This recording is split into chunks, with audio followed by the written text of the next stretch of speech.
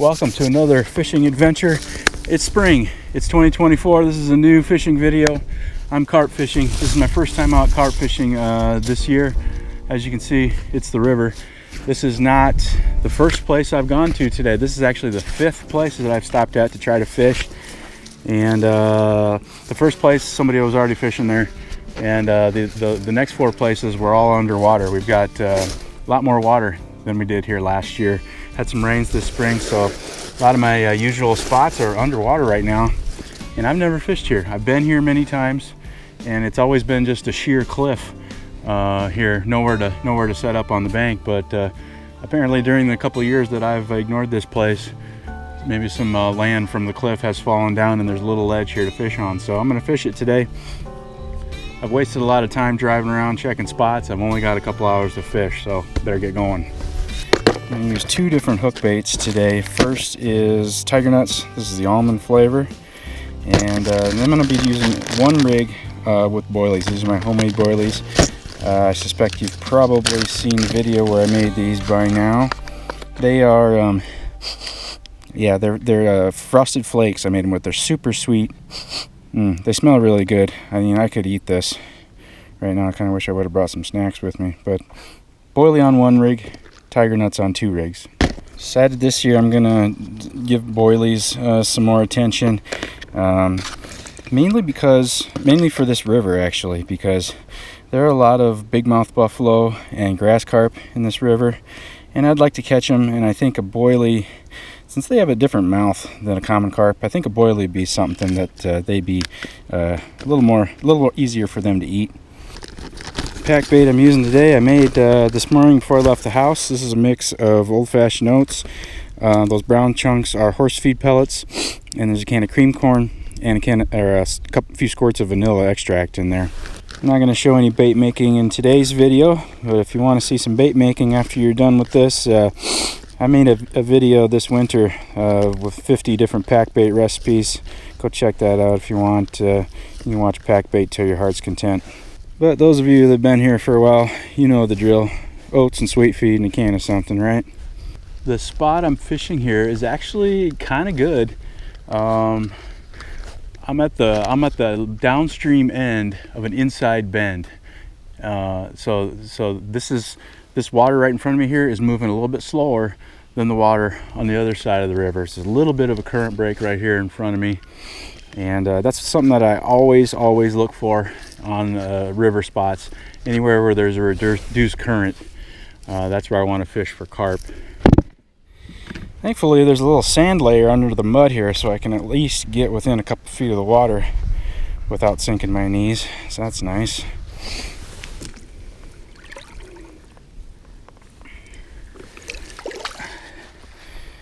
A lot of times this river, it's just mud all the way down to the water's edge, and sand is nice. I love sand. Water's pretty cold. The battery in my thermometer is dead, so I'm not going to measure it, but I'm guessing upper 40s. It was 48 degrees at the big lake that I was fishing at yesterday, and the catfish were biting. See if the carp are biting in the river yet. Got three lines. I'm going to put the first one real close to the bank down here, not very far. And the second one I'm just going to move over just a little bit, about the same distance, but just a little farther from the bank. And then the third one, I'm going to try to cast it upstream here, just real close to me, just upstream here, see if it'll hold. I don't know if it will or not. If it doesn't, I'll probably just cast it out farther towards the middle.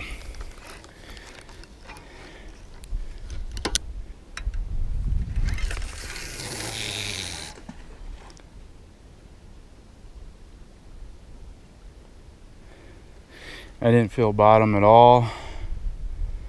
It must be really shallow right there. I didn't feel bottom at all. It must have just stuck right in the mud there. I bet there's less than a foot of water at that spot. I am using 3-ounce sinkers here because I'm at the river. I like to use the 3s on the river. They hold a little better than 2s on moving water.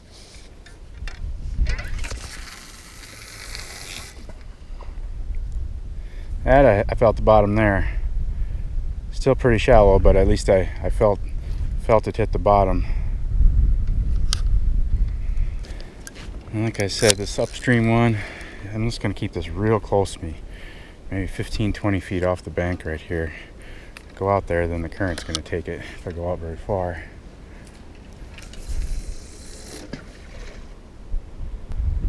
Yeah, it's holding. It's holding. That's good. And it'll hold until a stick comes floating down the river and hits my line. We'll see what happens when that happens. Yeah, it's April 9th. I don't know, it might be a little too early for the fish to be running up these small rivers. I know it doesn't look very small behind me right here. This is just a particularly wide, shallow stretch.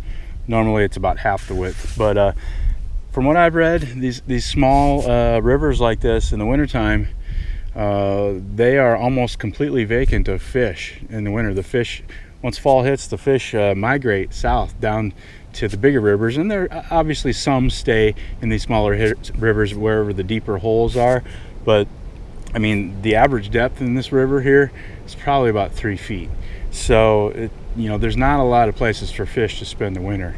So that's what I've read. They in the late fall they head south, they go down and get into the larger rivers, and they come back up in the spring. And my experience confirms that too. I've tried fishing this river in March, and it's just dead. There's nothing. I've tried for catfish, pike, carp, all of it. Just fishless in the wintertime. But I'm hoping that they're running up the river today.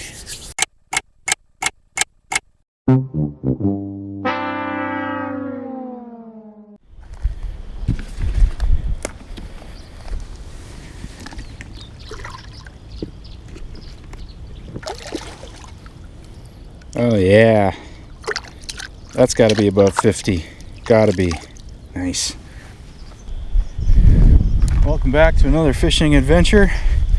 I didn't catch anything yesterday, so I'm back at a big shallow lake today instead of the river. I don't think they're running in the river yet. Unfortunately, the battery in my thermometer is dead, and I just haven't had time to go to. It's one of those little watch specialty batteries. I have to go to a store to get it, and I don't have one, so I'm just doing the hand test. I'm guessing it's over 50 today. The water in the river was really cold. This is a shallow lake, sunny day, super shallow bay here. This is a shallow section of an overall shallow lake. The warmest water in the lake should be right here in front of me. As far as the bait and stuff goes, it's exactly the same as yesterday. I'm going to put one with a boilie and the others with the sweet almond tiger nuts. And this is the pack bait left over from yesterday. Just spent the night in the fridge. Vanilla, oats, corn, horse feed. As you can see, those sweet feed pellets have dissolved, or not dissolved, but like decomposed. They've broken down into a powder instead of a pellet. And what that does, when it gets to that point, the sweet feed does not stick to anything. I've tried to make pack bait with just sweet feed only, and it will not hold together. It won't stick to itself, won't stick to anything. But when mixed with oats, it provides a pack bait that you can pack this like concrete, as hard as you want. So you can cast it as hard as you want. And after it sits in the water for about 15-20 minutes, it'll completely break down into a powder. And your feed will come back clean. Now, whether or not having your bait break down or not actually makes a difference, I think that's debatable. But a lot of people feel like that's important. So if that's important to you, you know, there's one way to do it, is use some dissolved horse feed, sweet feed, in the pack bait. And here's another thing about sweet feed. This is something I think a lot of people misunderstand. Sweet feed has molasses in it, and but that doesn't mean it's sticky or makes anything sticky. Just when most of the time when somebody says the word molasses, they think about a sticky syrup. But really, this has molasses powder in it as a sweetener only. Basically, it's dehydrated syrup. So no, the sweet feed does not make anything sticky. It does not make anything stick together better. On the contrary, it's quite the opposite, actually. The sweet feed makes the pack bait break apart later as it is sitting there on the bottom. And I'm sure you can't see from this camera here, but in front of me here is a cliff, probably about 10 feet, rocky cliff down to the water's edge. So that's going to be fun. it'll be fun. Maybe you'll get some entertainment watching me slip and slide up and down this bank trying to land a fish. All part of the adventure.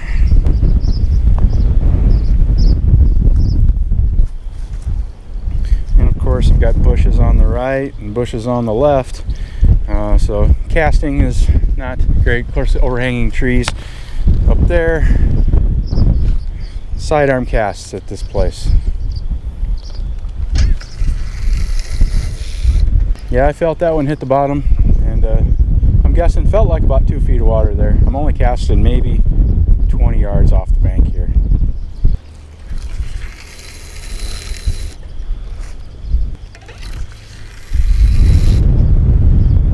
Here's the tip of the day. I don't know if it's a tip, but it's something that I do, and that is in the spring when the water is cold like this, I look for south-facing shorelines. That's what this is here. This is the north edge, north shore of the lake that faces south. Since we're in the northern hemisphere, this shoreline here gets hit by the sun all day long, and that heat from the sun gets transferred to the water. Every little degree of water temp counts when the water's cold like this in the spring. Obviously it's all debatable, but little things like that I like to pay attention to. Of course, there's lots of other little details that people pay attention to that really don't matter. Alright, about 2 hours in and no bites yet. The only action I've had is some swallows flying into my line. Tend to make some more pack bait though. I know I'm going to need some more of that. I'm going to stay for at least a couple more hours. My usual mix here is old-fashioned oats and sweet feed pellets. That's 8 cups of oats to 2 cups sweet feed pellets. And I'm just going to keep it simple. Can of whole kernel corn. Corn goes in, all juice and everything. And spice it up a little bit. I'll throw in a little bit of chili powder.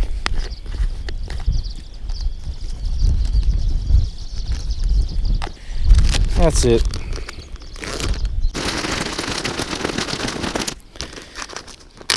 So right off the bat, this stuff is just really loose. It doesn't want to stick together.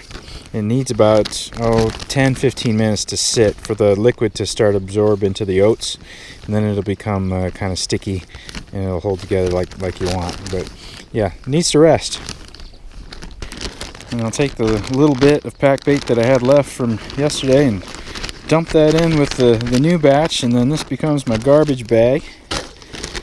And that and any other garbage I generate while I'm here will go into that bag, and I'll bring it home with me, dispose of it properly.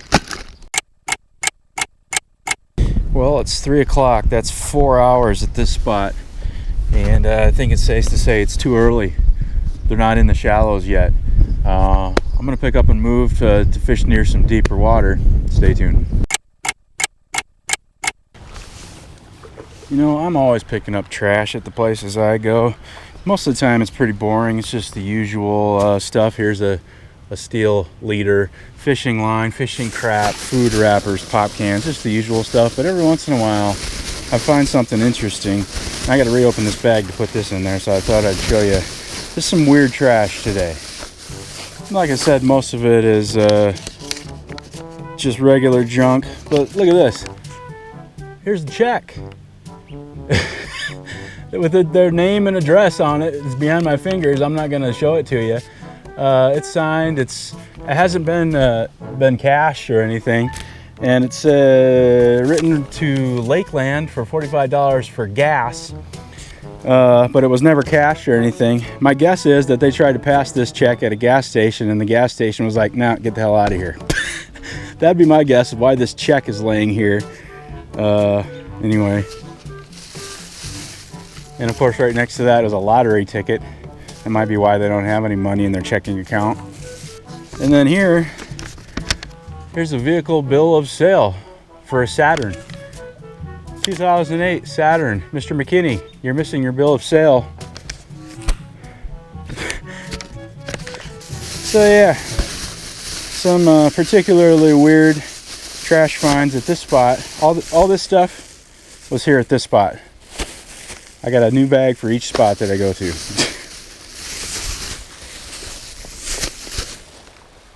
One other point of note about this spot, you've likely seen me fish this spot in the past. I call it a PETA spot because I'd have to climb down to get down to the water's edge. Well, the water is up, and this is just a cliff straight down to the water here. It's about a 4 or 5 foot drop down. I'm probably not going to get down there at all. I'm just going to use my long net. Got this 10-foot long handled landing net. I love it for situations like this, especially. Just so I should be able to just reach down in there and net the fish, should I catch any today. You know, if that address on that check was on my way home, I'd probably stop by and just go ahead and leave that bag of trash on the front step. But it's not on my way home. But all right, so it is 7 p.m. I've been here for 8 hours today, not a single bite, anything. And it's getting cold. I think I'm going to call it. I think sitting here any longer would be kind of an exercise in futility. Plus, there's also a situation developing over here where the I presume is the landowner has started a fire, and they're like burning the field over there. And let me show you what I'm talking about. As you can see, there's some fire happening over there, and this whole line of stuff, that's looking a little scary right there. But there's a whole bunch of dry kindling stuff between me and that fire. And there's the road right there. I'm just right on the other side of the road. And I do not know these guys, and I do not trust their ability. There they are. I do not know them, and I do not trust their ability to conduct a controlled burn. And as you can see, I'm just right across the road from this here, and the wind is picking up a little bit, and I don't want to be around when this fire gets closer, because these guys are coming. I think they're lighting it. Yeah, I'm gonna get the hell out of here. Yeah, I don't know, this is a weird season. We're starting off with a weird season here. Got walleye guys snagging my lines, and then got farmers trying to light me on fire. Yeah, I'm getting out of here.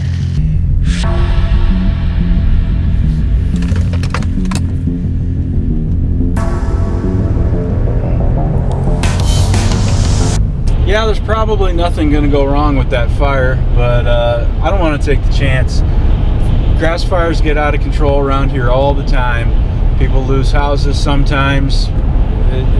I'm just heading home.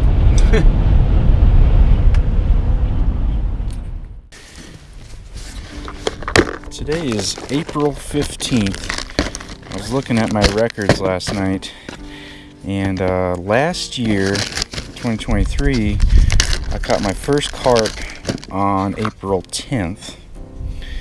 And then the year before that, in 2022, I caught my first carp on May 4th. And that's pretty unusual. May 4th, that's pretty late. We had a really late spring that year, I remember. But yeah, the 15th today, though, the water should be warming up. We had 2 days in a row this past weekend. 2 days in a row of 80-degree temps. So the water should have jumped up quite a bit. I mean, I think it's been 4 days since I got chased away by that fire. Yeah, I told my wife when I got home, yeah, it was a new first today. I got chased away from a fishing spot by fire.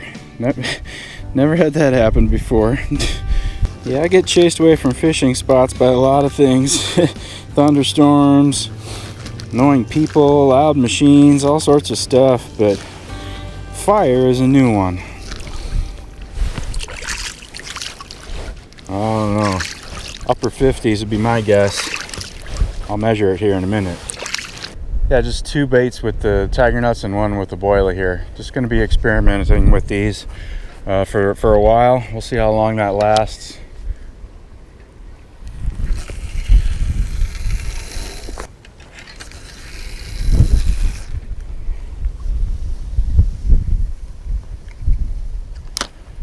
Quite a bit deeper there, 6 or 7 feet felt like.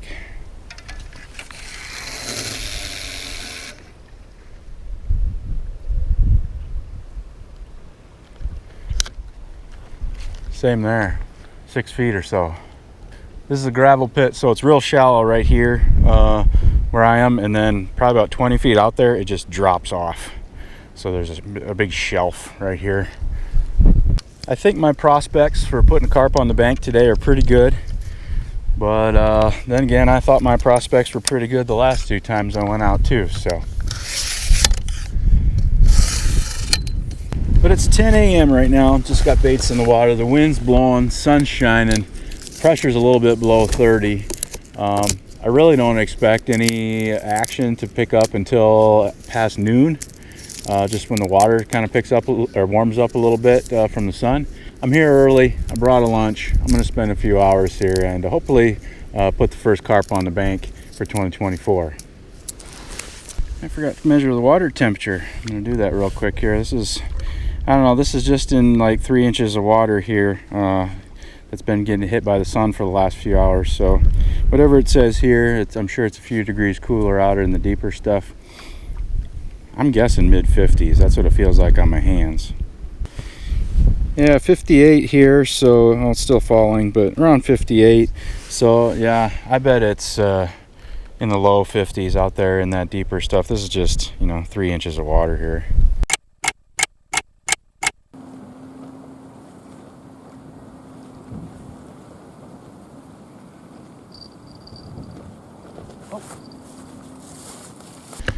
I was just messing with the bait. I think this is a catfish bite. Yeah, no doubt about it. I've been having good luck with the catfish this spring. I've been catching quite a few. Eating catfish for dinner. It's good stuff. But I'm ready for some carp. Yep, little stalker catfish. I'm getting another bite too.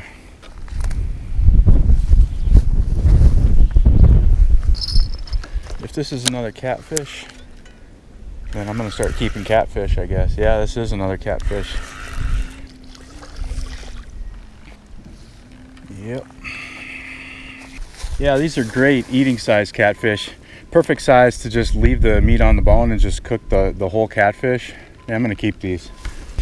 I got one on a tiger nut and one on a boilie. The boilie did survive that, which is surprising actually. They usually get ripped off. Like, I don't know, they probably will get ripped off when I catch a carp. That was just a little bitty catfish that didn't fight very hard. That's good. I'm glad to have those catfish. Now it's time for some yellow scaly fish.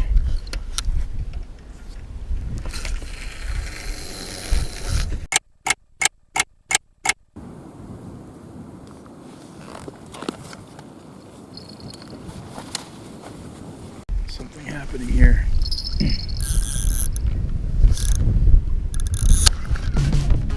Fish on. Another catfish. It's been a little while. It's like 12:30. Just sitting here reading. It's a nice day to sit by a lake and read. It'd be nicer to catch some fish though. And that's the third catfish. That's going to be enough for a catfish dinner. As you can see, this one ate the tiger nut. Let's see if I can get this hook out without damaging it. Yes, good.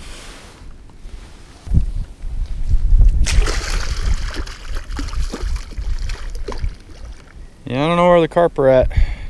Usually if the catfish are biting, the carp can't be far away. Well, the carp aren't biting, but the ticks are out thick. This is the third one that I've pulled off myself here today so far. And yeah, don't like ticks very much. Not much at all. I'm gonna go throw him in the water and maybe a fish can eat him. See how they stick their little front antennas up. They do that. Well, he's not doing it now, but they like reach up and wait for something to walk by so they can latch on. And this guy was crawling around on my neck. I pulled 2 other ones off of my legs. In the water you go. The fish will eat you. In the summer, the grass here gets up, about waist high in the summertime, but it's not even grown in yet. And this place is just crawling with ticks already.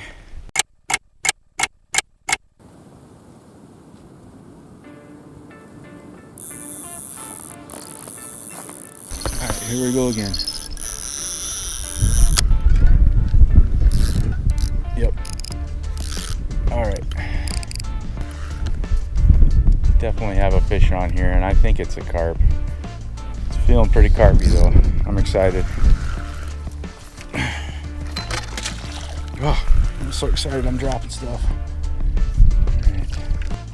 Don't count your carps before they're landed. He's not in the net yet.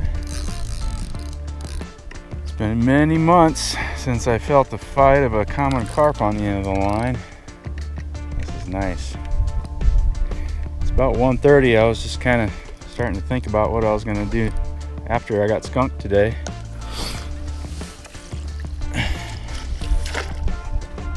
Got him. Got him. Yeah, first carp of the spring 2024 season. I'm not going to weigh this fish. 5-6 pounds would be my guess. Kind of a dark colored carp. Pretty dark on the top, kind of light on the bottom. Nice to have a golden scaly fish on the bank. Obviously I'm going to stay a little bit longer if they're starting to come out and feed. Water's warming up a little bit. It's probably 70 degrees out right now, probably. Sun's been shining all morning. I'm happy. I'll get out here and get my feet wet for the first fish of the year.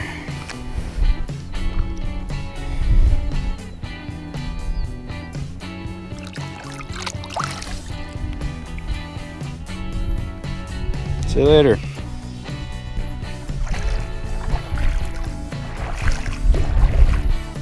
So long. And that one came from probably the deepest water that I have a bait in. 6-7 feet of water. That was the middle rod.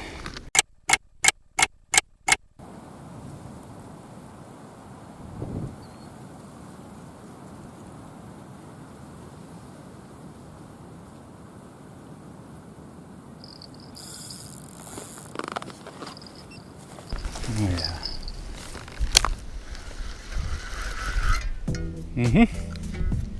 Oh, I got the drag too tight on that one. I know there's a weed line out here to my left. I've reeled through it several times, reeling back to rebait. Hopefully this fish doesn't get hung up in it, but I don't think it's going to. Oh, getting a double. Getting a double. The bite's just turned on all of a sudden. Oh, that fish got away. I saw him too. He was right there. Must have got off. All right. Another one here.